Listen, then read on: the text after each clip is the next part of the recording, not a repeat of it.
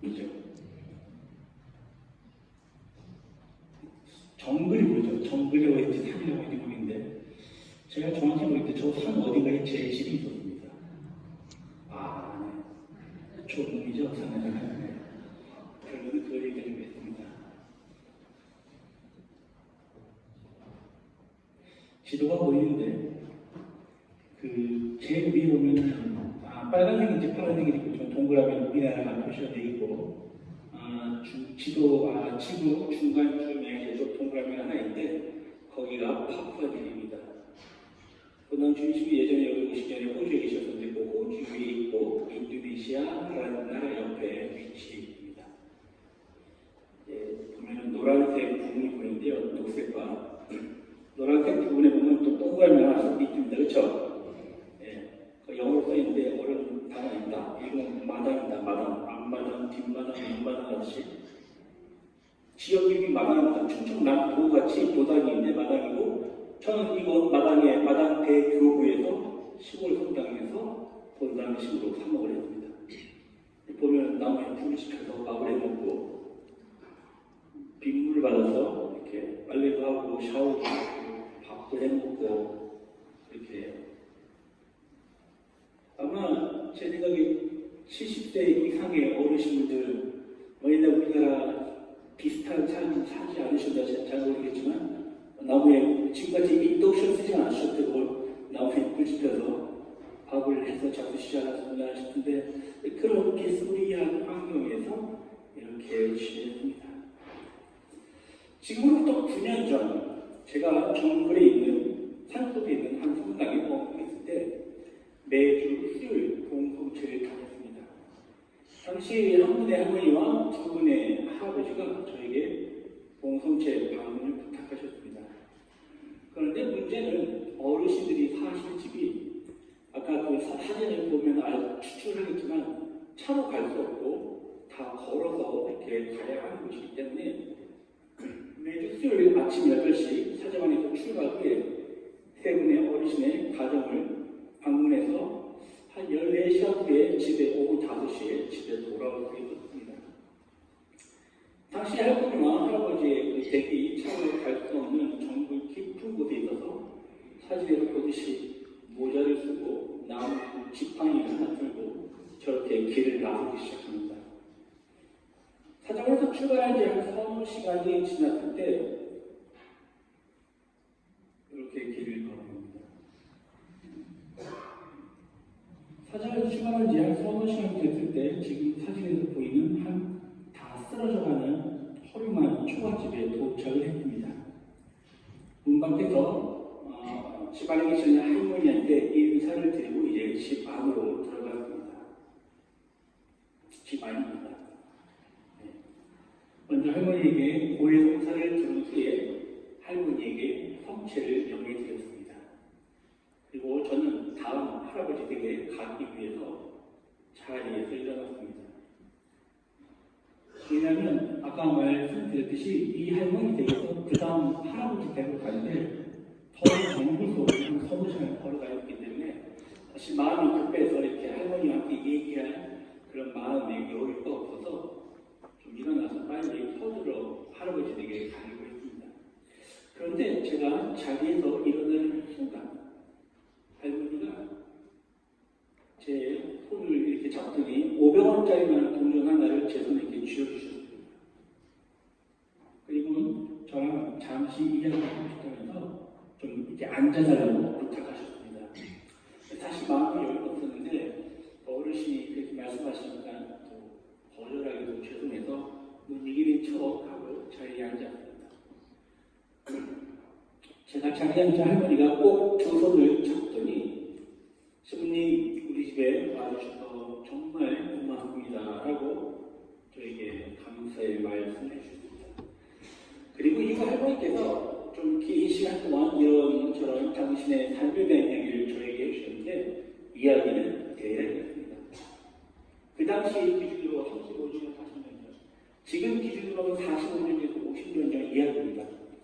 어느 날 아침 할머니가 그때는 아가씨였답니다. 결혼하지 않았을 텐데 아가씨 때 이부자리에서 일어나서 눈을 쪘는데 아무것도 보이지 않았답니다.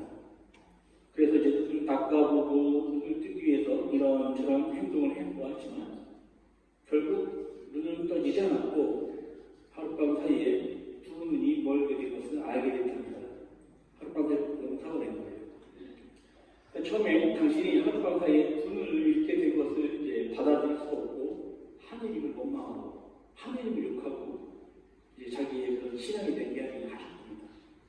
근데 처음에는 마음이 아주 괴롭고 힘들었는데 서서히 시간이 지나면서 결국 당신이 시각장애인이 된 것을 서서히 마음으로 받아들이기 시작했답니다.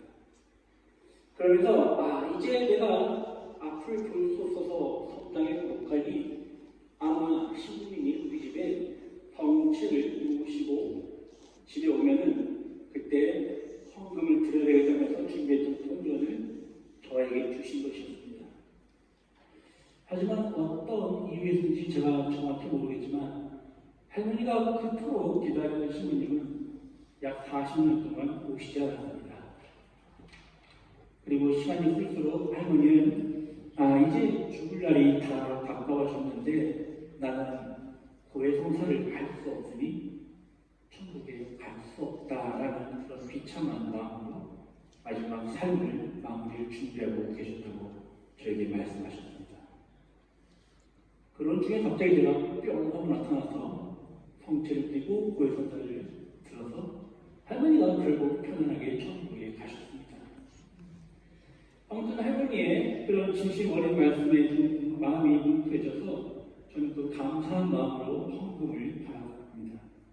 그리고 다시 이제 저 머릿속에 사시는 할아버지를 만나기 위해서 이제 숲길을 걸어가기 시작하는데 길을 걷는 동안 자꾸 그 할머니의 얼굴이 떠올랐습니다.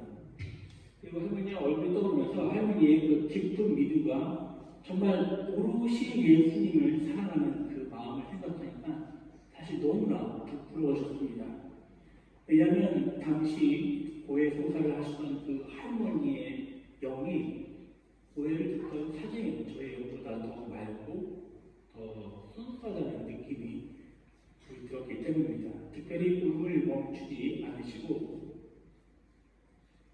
고백하던 그 할머니의 모습과 떨리는 손으로 성체를 받아보시고 떨리는 입술로 아멘이라고 고백하셨던 그 할머니의 모습에서 진정한 신앙과 회개의 중요성을 제가 처음으로 마음속으로 느낄 수 있었습니다. 오늘 복음 말씀처럼 우리는 4분씩 동안 미사에서 회개의 중요성과 그 실천에 대한 말씀을 잘 듣게 됩니다. 하지만 저를 포함해서 많은 사람들이 회개의 중요성을 잘 알고 있음에도 삶 안에서 회개를 실천하기 굉장히 어려워합니다. 물론 오늘 복음을 잘 떠올려 보시면 회개의 실천이 어려운 것은 비단 21세기에 살고 있는 우리만이 아니라 2000년 전 예수 시대 때 살고 있던 사람들에게도 그 사람들도 회개를 받아들이고 실천하는데 어려움을 좀 겪은 것 같습니다. 그래서 예수님이 당시 사람들에게 너희도 회개하지 않으면 모두 그처럼 멸망할 것이다 라는 좀 다소 듣기에 무서운 말씀을 몇 차례 강조하셨음을 우리가 복음서를 통해서 익히 잘 알고 있습니다.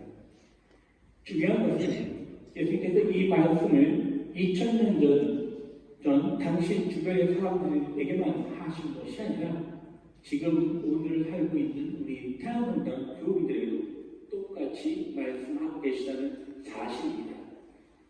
우리는 이 말씀을 단순히 과거의 경고로 국한해서 들을 것이 아니라 지금 이 순간 우리의 삶 속에서 어떻게 받아들이고 회개를 실천할 것인가에 대해서 정말 깊은 성찰을 해야 한다고 생각합니다. 잠시 하나의 영상을 보여드릴 텐데요. 영상에 나오는 저를 보지 마시고 영상에 등장하는 한 분의 시력을 원사가 되신 할머니가 나오시는데 이 할머니를 보면서 우리가 어떻게 회개할 것인가 보다는 어떤 마음으로 회개하면서 하느님 나라를 이 세상에서 기다리는지 깊이 묵상해보고 묵상한 바를 살면서 신초가